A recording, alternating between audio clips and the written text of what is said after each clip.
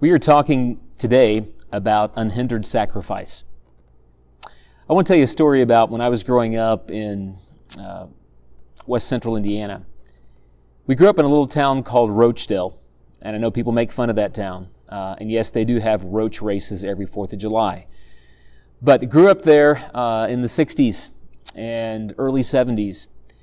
And my parents had become friends with our pastor, who was great friends with a man from Kingston, Jamaica. His name was Gerald Murphy. Our family affectionately knew him as Brother Murphy.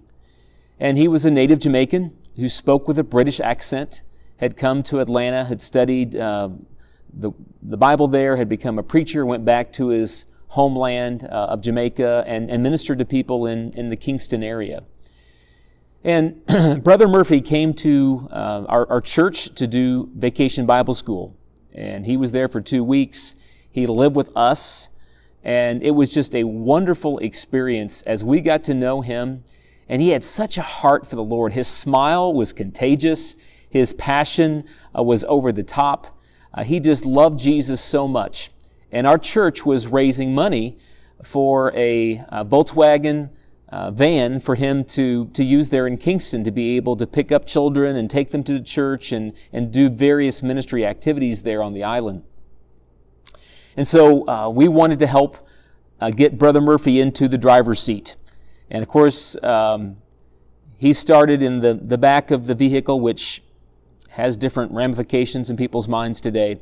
But he started in the back, that's the picture we had up, and then he was to move to the front seat so that he could drive that van around Jamaica and use that in ministry.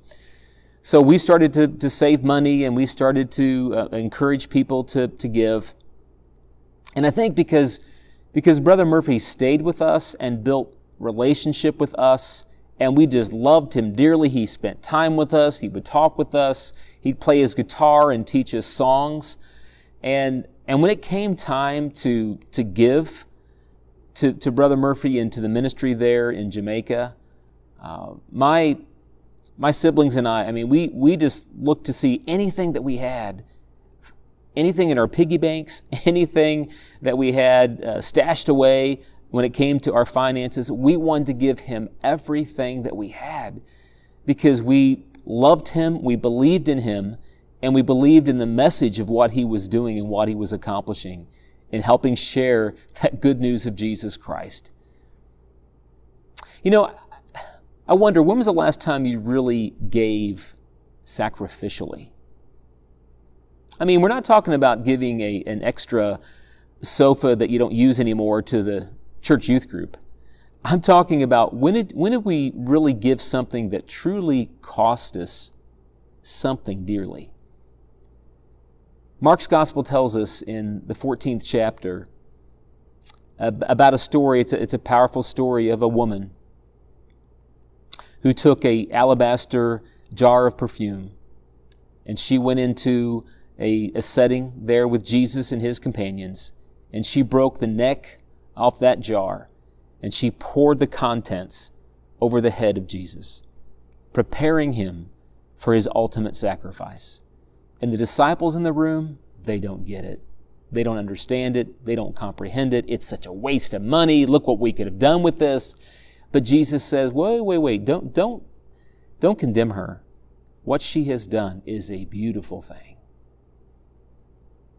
I want you to think in your walk group this week about your willingness to really be sacrificial.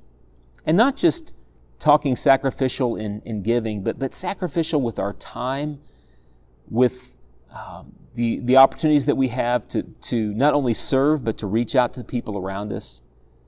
And yes, also just being generous with everything that we have, all the resources that we have. Because we have a Savior who is worthy of all of our sacrifice. You see that cross behind me?